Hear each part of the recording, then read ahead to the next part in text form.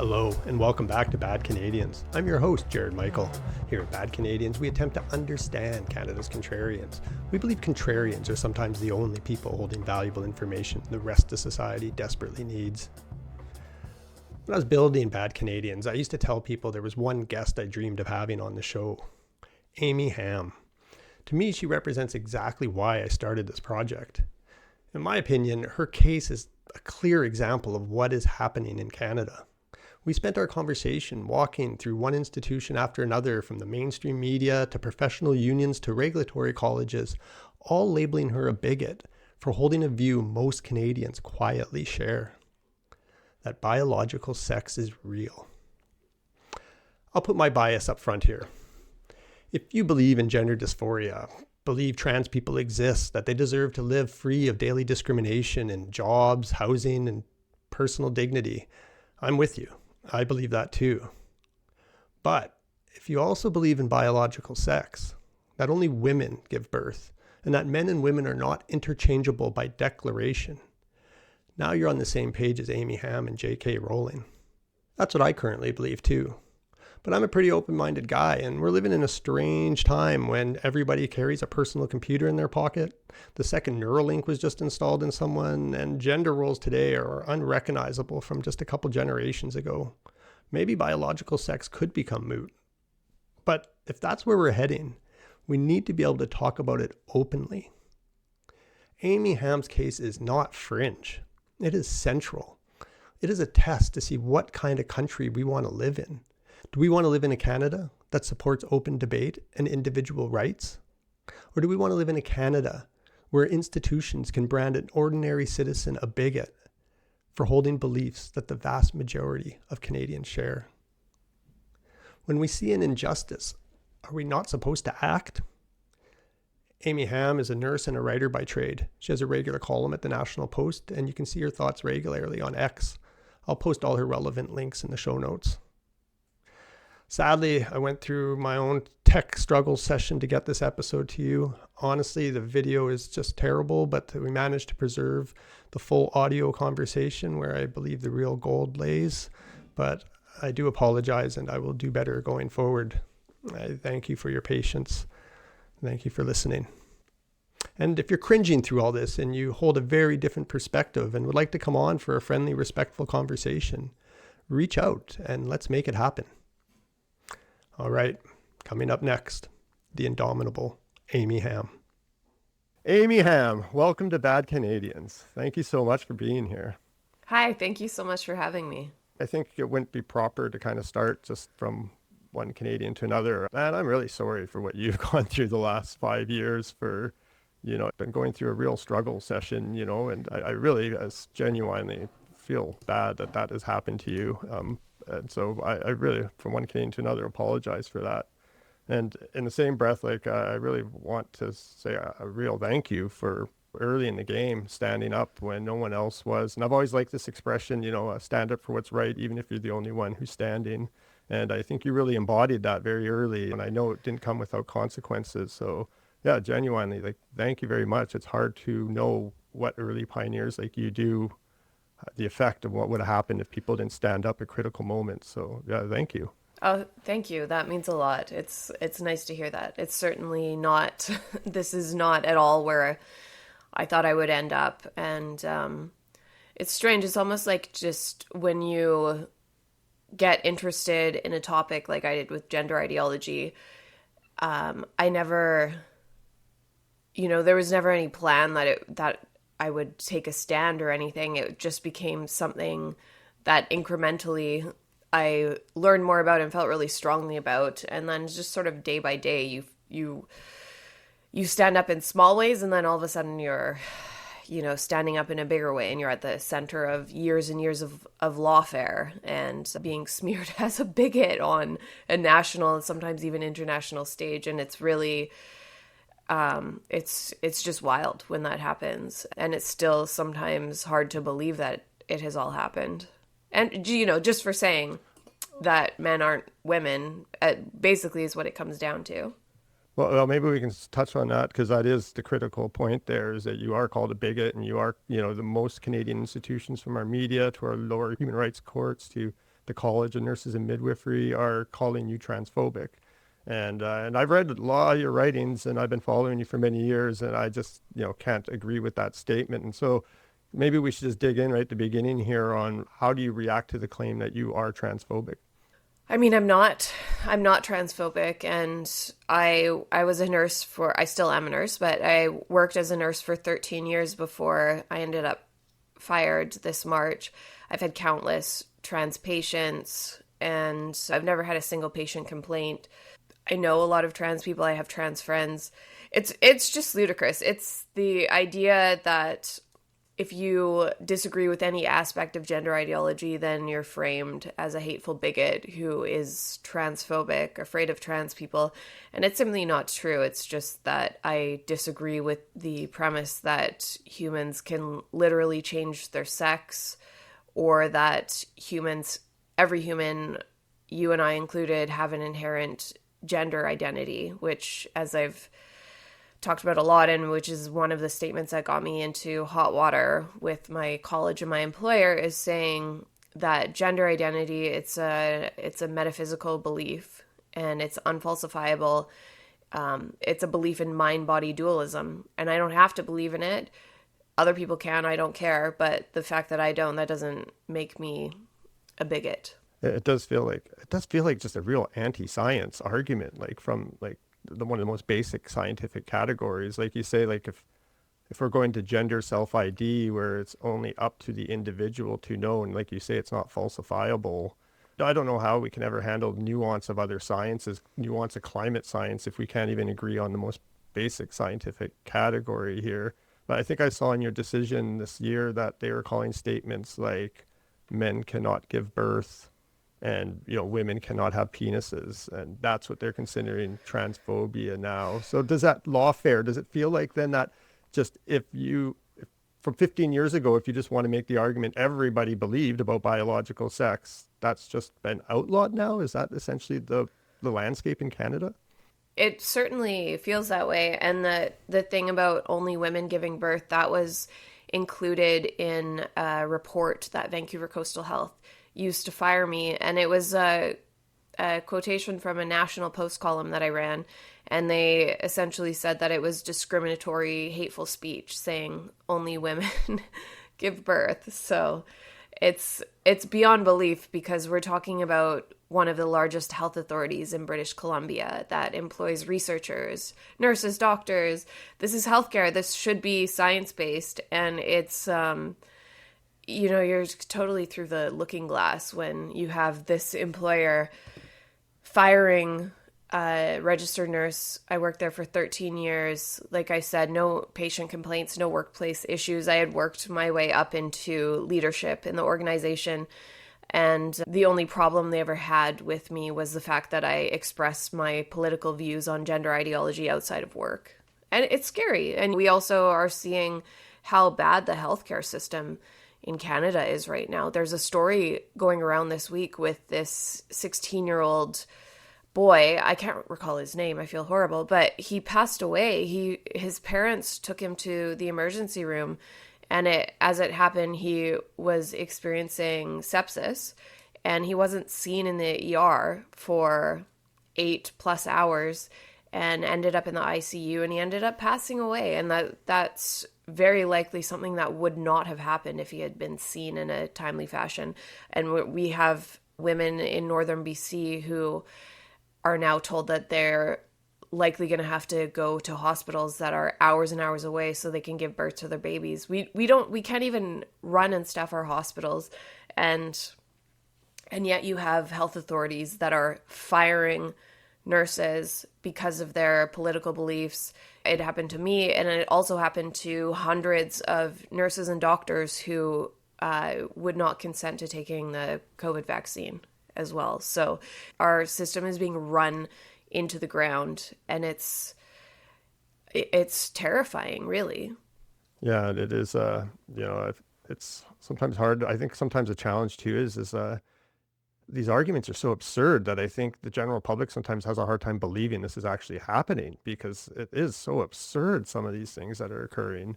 And just like you say, no patients ever complained about you. So where did it all begin? Like it started with the I Heart J.K. Rowling billboard. Is that, and where did your first complaints come from? How did you start going down this journey?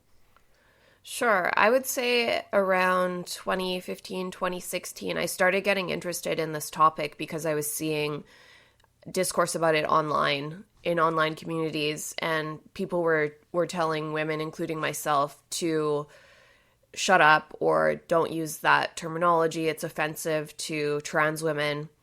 Don't talk about this experience that you've had because it's not inclusive of basically men who are identifying as women. I just thought it was very bizarre. And then one of the sort of most shocking things I saw early on was that Planned Parenthood Toronto, I think this was around 2014 or so, they hosted an event for trans-identified males.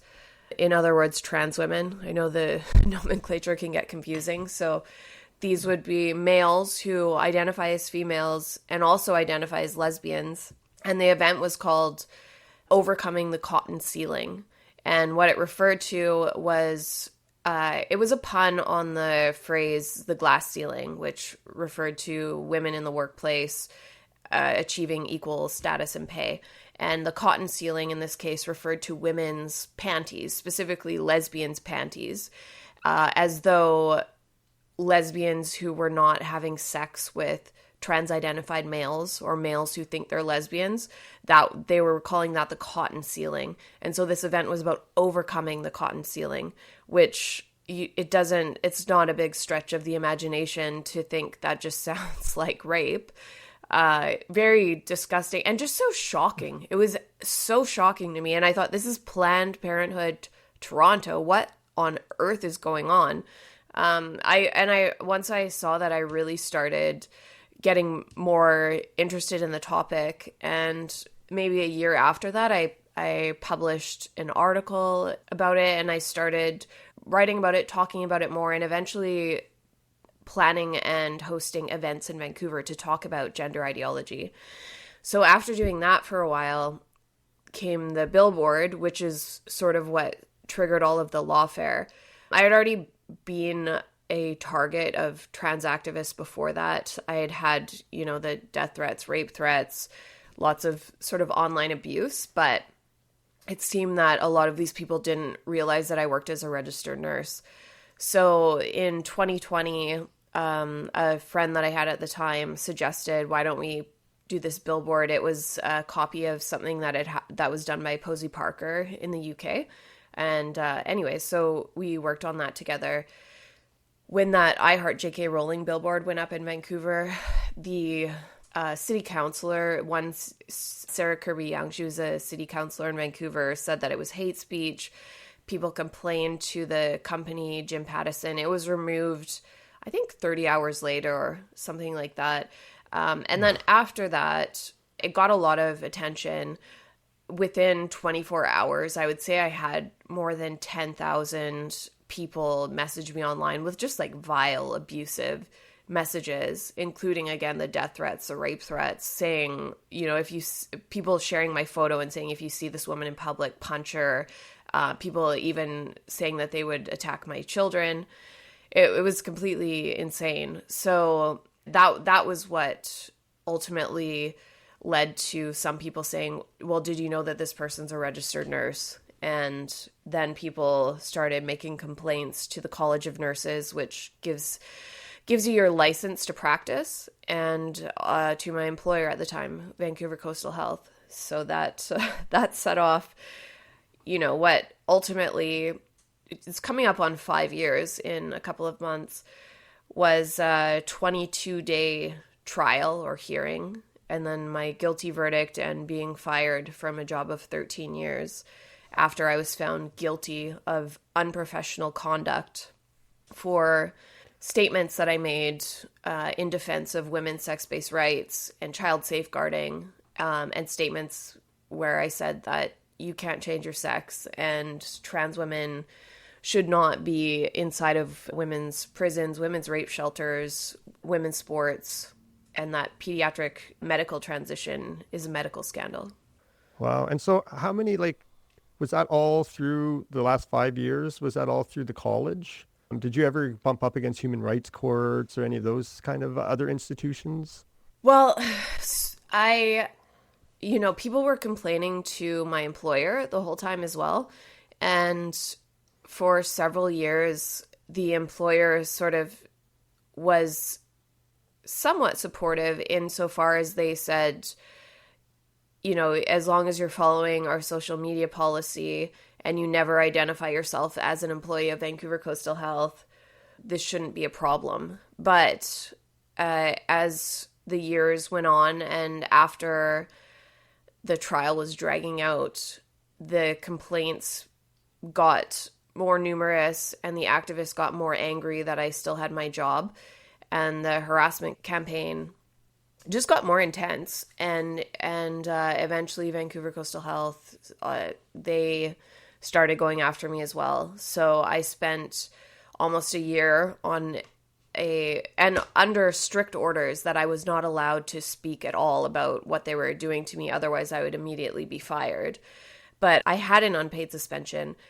Then I went back to work, and then there was more campaigning to get me fired. And then I ended up on a paid suspension, and I was going through an investigatory process with Vancouver Coastal Health where they had hired a law firm to basically put me through these grueling struggle sessions. And when I looked into the lawyer that Vancouver Coastal Health hired, I found on his website, of course, the first time he emailed me, he's got pronouns in his email signature, which is just, it's a nod to the fact that this is not someone who's unbiased in this. You don't put that in your email signature unless you bought into gender ideology. So that was, it wasn't off to a good start. And then I investigated this guy, his website, his law firm has an essay about how sad, how terrible it was that Jessica Yaniv, the transgender identified male that sued estheticians for refusing to wax his testicles at the Human Rights Tribunal in BC, and ultimately lost his cases, not because of the validity or the alleged validity of his claims, but only because the tribunal was forced to deal with the fact that he was blatantly racist. And my opinion is that if that hadn't happened, he would have won those cases. So regardless, the law firm of this lawyer that Vancouver Coastal Health hired to come after me has this essay, it's so sad that he lost these human rights tribunal complaints, that it was a worthy cause. The cause being that women are coerced to handle male genitals against their will. Just insane. So I'm like, my employer went out of their way to find an extreme ideologue law firm to come and put me through these struggle sessions. They wouldn't allow my union rep to speak at all. I know at one point she tried to step in and say, like, I feel like you're badgering her, just stop. It's too much. And it was basically like, you're not allowed to speak. Just be quiet. Shut up. And this was just going, it was incredibly, and I don't want to come across like a victim. I went through this because I chose to do this, and I don't want to whine or be a victim, but I will just say that it was extremely, extremely stressful. And this ultimately, is that process is the punishment kind of. Yeah. Yeah, and that line from history, the process is the punishment. And it seems like that's exactly what you're going through here. That's so true. That is so true, I think, of how long it's taken, and that it's still not over. Because the latest is that the guilty verdict has been appealed at the BC Supreme Court. And I've filed 2 human rights complaints at the BC Human Rights Tribunal, one against the College of Nurses and one against Vancouver Coastal Health, for discrimination on the basis of political belief. And I would just say, so all of my legal bills have been paid for by the Justice Center for Constitutional Freedoms. They've been here with me from the very beginning. There's absolutely no way that I could have done any of this without their help and their support. So as much as we talk about people who are willing to take a stand, financially, that's also something that even people who are willing to take a stand often can't do, because there's no way I could have paid these legal bills on my own. So without the Justice Center, I wouldn't have been able to take the stand even if I had wanted to. Wow, that's actually that's an interesting notice. Yeah, so what, you would have just basically been steamrolled over, or? Yeah, I would have been, and, I would be left with my BC Nurses Union to represent me, and they do have to represent me in my termination case. I'm hoping that I don't end up needing to sue them as well for a failure to represent. It's in the early stages, and it makes me nervous because they, as an institution, they're as, if not more, captured than the college and then my employer.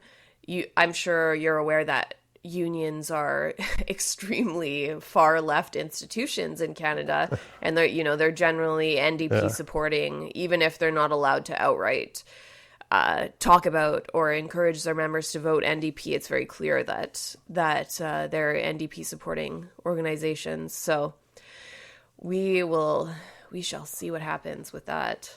Yeah, I wanted to ask you how your union was through all this. Have they been supportive of you, or have they been undermining you, or have you been having to fight? Because like you said, I was curious. And so for this last 5 years, how has the union been with you? So with the college case, right from the get-go, I had the choice. The union has I think it's called a LEAP program. It's like legal advocacy something or other. And you can use that when you have the college investigating you, coming after you, or you can opt to find your own legal representation. So right when this started happening, I had to make a quick decision about who I was going to go with. So I went to the Justice Center right away, and I just said, look, this is what's happening, and I don't trust my union. And they agreed to take on my case. So I waived my right to union representation for the college case. However, for all of the issues that happened in my workplace, I had to go through my union for that. And what I would say about that is there have been several individuals, more really supportive individuals than not, and they understand the issue. Or if they don't and you explain it to them, then, they get it. But I would say it's the same as you see anywhere else. There's so many people understand this, and they're just terrified to agree with you. And as much as these people are lovely and supportive, even if you have these people within an organization, if they're too sort of chicken shit to even look to their colleagues or to their peers and say, hey, I think this is wrong. If they're just going to sort of in private conversations with you, tell you, well, I actually agree with you, and keep fighting, that it doesn't bode well. So that's why I remain very skeptical about what's going to happen with the union. I hope that they represent me well. I really do. I think that they should, I've paid union dues for 13 years. It's their job to represent me. Let's say I've never harmed anyone. Let's say I murdered a patient or something. They would still have to represent me. Yeah. And so what did I do? I said that men aren't women. I said only women give birth. And everybody's tiptoeing around the subject and acting as though I'm such a horrifying, scary person, and they don't even want to engage with the idea. And it's all so stupid, ultimately. Yeah, honestly, I think you might be better off having killed somebody at work. They might be better equipped to deal with that situation than this situation. I just don't think they're equipped to deal with this, because like you say, they're so captured, You've just kind of been bumping up against a lot of our institutions here. And how about the media? You've had 5 years of pretty public battles going on. And how has the mainstream media been treating you? Well, generally they don't come and ask for a comment. I've had a couple of requests for comments over the years, and I've reached the point where, if the CBC came and asked for a comment, I'm not even going to bother, because I know that they're going to write a negative story about me anyways. So I would say the general thing is, they just write what they want, or they repeat accusations that are untrue. Like there was a BC newspaper early on that they wrote an article about me, and I think their headline actually said transphobic nurse goes to her hearing or whatever, and they just verbatim repeated the accusation from the charge that the college made against me, which is an unproven allegation and false, obviously. But it would be like if they're covering a murder trial and then they have someone's charged with murder, and then rather than saying man charged with murder goes to trial, they're just like murderer shows up in court. Like, what? Have you lost your minds? That's not how you do reporting. So that's the sort of thing that happened and continues to happen. I know after I filed these human rights tribunal complaints, I think it started with the Canadian Press, but it was picked up by other outlets, and it said like ex-nurse. And so now all these people out there think that I lost my license or I'm not a nurse anymore, and that's not true. I lost my job. I've never lost my license. The College of Nurses, they've suggested what they would like to do to punish me. That hasn't even happened yet because it's under an appeal, and the panel hasn't even ruled. It's ultimately up to the panel, which is another term for the jury in this case. It's up to them. And so I haven't even been punished yet. I haven't lost my license, and I haven't been punished. What they're wanting to do, the college, is give me a 2-month license suspension so that I couldn't work as a nurse for 2 months because of my supposed discriminatory and derogatory statements. And the kicker, which really sort of made me freak out when I first saw it, was that they would like me to pay them for part of the fees that they spent coming after me. So they would like to send me a bill for $163,000 plus dollars, which just... Holy lawfare is right. Yeah. Wow. Yeah, which is crazy. That's scary. I'm like... Yeah. That honestly really scared me, because I thought not only, they didn't even try to take away my license entirely, but they're trying to ruin me. They want me to lose my house. I've already lost my job. They want me to be broke and poor. It's like I'm a single mom. And so you're going to we're just mercifully giving you a 2-month suspension and then you can get back to work. But by the way, you have to give us $163,000 and your life is ruined. Like, it's so clear that, to me, they just want to ruin me and destroy me and make it so that I can never get a job again. And so that I lose my house. And, I frankly think that they would like for me to end up dead. That's what it feels like when you're at the tip of the spear or undergoing all of this institutional abuse. It's really crazy. And I don't understand how they can be so hateful and vindictive.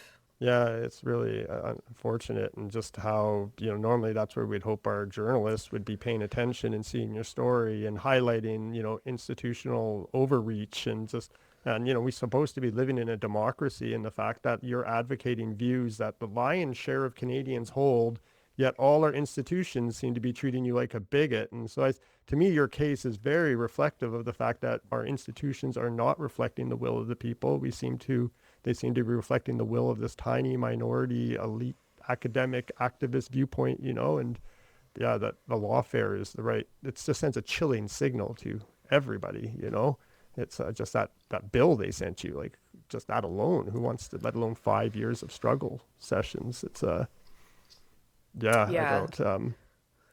And regarding the media too, I wanted to say, because I now, I have a column at the National Post, and I would say the National Post has really led the way in terms of mainstream media about blowing open this topic and welcoming dissenting viewpoints, recognizing the fact that it's, they're willing to offend their readers, as they should. They're doing their jobs as journalists by allowing for freedom of expression and diversity of viewpoints. So I am really grateful that I have my column there. And it gives me hope that Canada isn't completely lost. And then, of course, we have other not mainstream news outlets in Canada, including the New Times, which I also write for. So I think there's a bit of a revival of journalism in this country, outside of the mainstream media, and there's always hope. So it's really I struggle with that a lot. A lot of Canadians we've seen, like Jordan Peterson left Canada. I think Gad Saad has talked about leaving the country, and I'm sort of the mind that I don't want to leave Canada. I would like to stay and fight, and I haven't entirely lost hope in this country yet. Yeah, no, I do think that, I find hope in the fact that like every couple months some story leaks out, like, how they're problematizing, complicating the word like family in educational resources, and how and then they have to kind of like, people don't like this stuff. They get fed up. They're like, what is this? And then they come back and go, oh no, that was just some reference in like an LGBTQ plus advocacy book. Oh, so it's a good thing. But every once in a while, these things pop up and you can see the public does not like it. Like, it's like these things are rubbing them the wrong way. And then the mainstream media and everybody kind of has to like do a little bit of spin doctoring to kind of make it seem right. But it doesn't feel like these ideas are what Canadians want. And so that kind of gives me hope still, that this is being forced upon us. Like, it is, like your case is a good example of that, of just, they are outlawing discussion, they are outlawing just what was a basic disagreement 10, 15 years ago. It wasn't even a disagreement because it wasn't even on the table, but now just advocating for what everybody believed is suddenly considered hate speech and transphobic. And I think that's a clear signal that we've lost our way, but I do think we can get it back. I think it's what Canadians want. It's been a bad week in Canada for it's been a bad no, it has been, but this week in particular with this Christian rocker Sean, I think you pronounce it Foyt. Unbelievable just the extent that people are going to shut down this guy that sings Christian rock. And then people are of course making the comparison that we've had these protests where literal actual hate speech has been happening on our streets since October 7th. You've got people advocating death to Canada, death to Israel, globalize the intifada, and that's fine and great, fine and dandy. People blocking access to synagogues, people blocking traffic for hours, they don't care. But a Christian rocker who supports Donald Trump, well, no, we can't have that. It's very embarrassing. I'm livid about this. It's so embarrassing. And I hope that, we need to keep drawing attention to it as an example of what we should not be doing as a country. It's so ridiculous. Well, it's even just counterproductive from their perspective too. It's like, I never heard of this guy before. Like, I can imagine his follower count has only just ballooned in the last, few weeks over all this controversy. If they would have just quietly let him play his shows, it's kind of not even a great tactic, I think, on the activist parts either, It's I was just wondering if you are into the journalism world these days, and is behind the scenes, like you're saying, you're seeing a bit of a revival, and that you do think, some people are pushing back. And so there does seem to be like this ideology seems to be kind of worming its way everywhere, and through anti-racism, it seems to have gotten into journalism. And there's this new kind of activist style of journalism that seems to be pushing against the old version of, neutral, objective presentation of facts and letting the right reader make up their own mind. And it seems like modern journalism schools have gotten away from that and are more believe that you are supporting one side or the other. So be careful kind of what you write. And so are you, as now that you're in journalism a bit, are you seeing that dynamic playing out behind the scenes? Is that actually an ideological war kind of occurring in journalism right now? Yeah, I might have a funny take on this, because I have a journalism degree. I went to journalism school, and my sort of final, which is funny because I also wrote this sort of quote unquote final paper or thesis before I was involved, like I would say I was really not far left, but I was a lot more lefty back then than I am now. And I argued at the time that the idea of objective journalism is kind of a silly idea anyway. So from my perspective was that you should just make it clear to people where you stand, and then people understand. They don't have to look for subtle signs of bias. They don't have to go and find out more about you to understand where your bias might be, and then try to look for signs and symptoms that confirms that you have that bias. Why not just be open about where you are, and then people can read widely? I think that's the most important part, is that people just need to read and listen to diversity of opinion.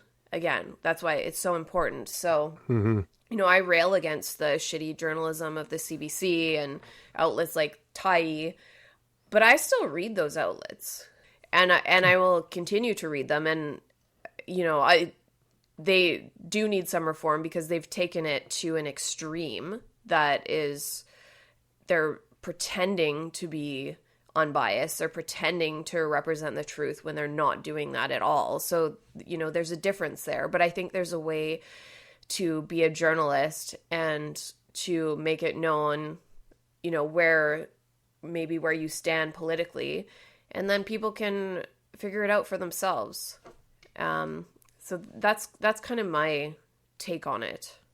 Yeah, the whole objective, neutral presentation of fact always felt a bit more like an ideal that you kind of aimed for, but was never really obtainable in any real way, because we all do have our little biases and whatnot. But yeah, I could see all that. Why did you, if you started in journalism and you obviously have a knack for it, why did you end up going to become a nurse? Yeah, so once I finished journalism, I was young. I moved to Vancouver. I was trying to make a living at that. I was working sort of as a copy editor, and I did some ghostwriting for a newspaper column, proofreading, that sort of thing. It wasn't a good way to make a living. And I had also always had an interest in science, and I thought it would be cool to study journalism, but then have a specialty. And I was interested in science and health journalism too. So I just thought, this is both something that aligns with my interests, and also I think that nursing is great. My mom was a nurse until she retired a few years ago. I had so much respect for the work that she was doing. And so I thought, I can end up being a nurse, and then I'll still try to be a writer and try to be doing journalism on the side. So, and I did. I would do a bit of freelancing here and there for years. So that was kind of my take, was trying to specialize in an area that I had a lot of interest in and that I cared about.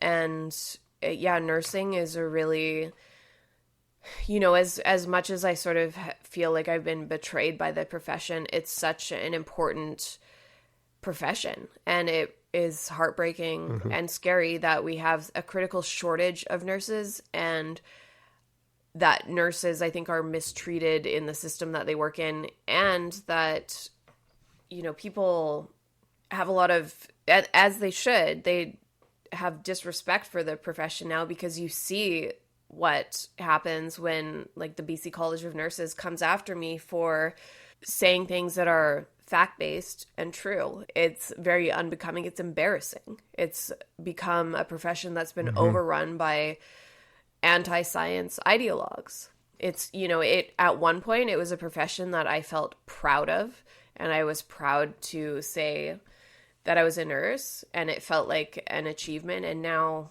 I don't feel the same way about the profession at all. Right. So do you feel like the nursing profession is behind you one way or another? I have my license, and we'll see. I haven't figured it out yet, to be honest. So I think the biggest thing is that it scares me to have the College of Nurses exerting any level of influence or control over my life, because I know that there are a lot of people who don't want me to have my license. So I'm not confident that I would ever be left alone. But I also, I shouldn't be forced out of the profession. That's wrong. And I want to prove that I can stay in the profession and I can win for every other gender critical nurse. And I know that the majority of nurses understand that humans don't change sex, that men aren't women. We know this. And that's why I need to win, is because I don't want it to stand that nurses are it's a female dominated profession, that women are professionally punished just for stating the truth. I really hate the idea of that. I don't want to tolerate it. And so I'm going to fight as long and as hard as I have to, so that the reality isn't, basically that our profession is just a write-off. Well, I know in other countries they've gotten to a point, maybe maybe even, you could correct me if I'm wrong here, maybe in England and stuff, where I know their statistics are starting to get a little reality deranging, where you have women who have penises and beards that are violent offenders committing violent crimes that are now getting counted as women committing these crimes. Are we at that place in Canada where our statistics now are starting to reflect this new gender ideology, where people who were born male and even present largely as male and by physical appeal will commit crimes but identify as a woman, and now that goes down in the books as a crime done by a woman? Yeah, that is happening in Canada right now too. So it's hard to know how you can ever sort of quantify, because it's not as though someone is keeping a record of, here's a man identifying as a woman being logged as a woman in female stats. So I don't think we'll ever be able to ascertain the true extent of how much we have messed up. I guess unless you compare, the rate of female rapists went from like 0.001 to 5% or something like that. But it's incredible. I did this one story for a publication a couple of years ago. So I saw a tweet from the Vancouver Police Department, and they said they were trying to identify a female attacker on the SkyTrain in Vancouver. And they released photos, and it was, immediately anyone looking at it, it's obviously a male. And then it said this was a sexual assault in a public place with DNA evidence left behind. So as what DNA evidence did this woman leave behind on her victim? So I spoke to the police, and the media liaison officer I spoke to, I could just hear it in her voice that she knew it was absolute nonsense what she's saying to me. Well, we think, because it was the person's wearing a dress and had a wig on. So, we're not sure of the gender, but we think it might be a female identifying person. And so we're saying, we're looking for her.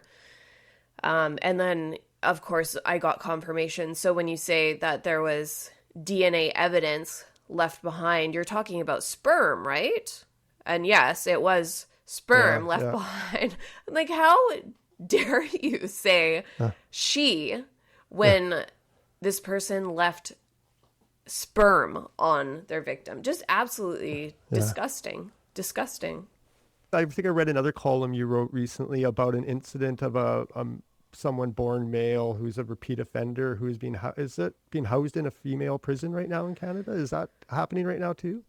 Yes. The person in question that I've talked about quite a bit is Tara D'Souza, previously known as Adam Labucan. So Adam raped a 3-month-old infant who required reconstructive surgery. He also drowned a toddler, and at one point was considered Canada's youngest dangerous offender.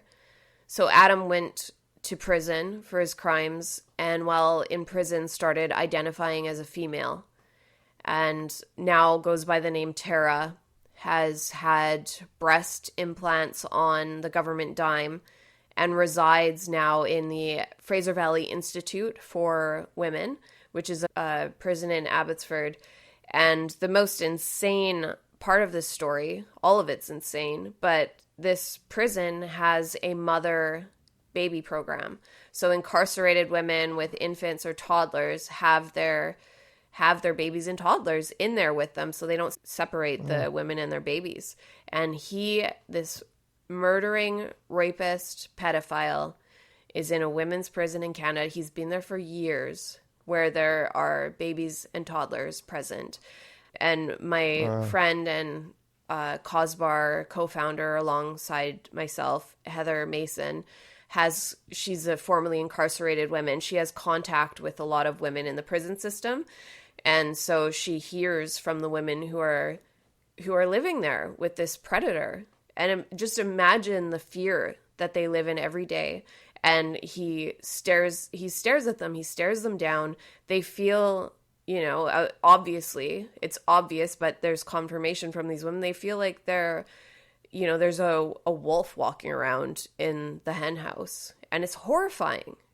I can't imagine the level of it's terrorism against these women as far as I'm concerned. And it's been going on for years and years and years.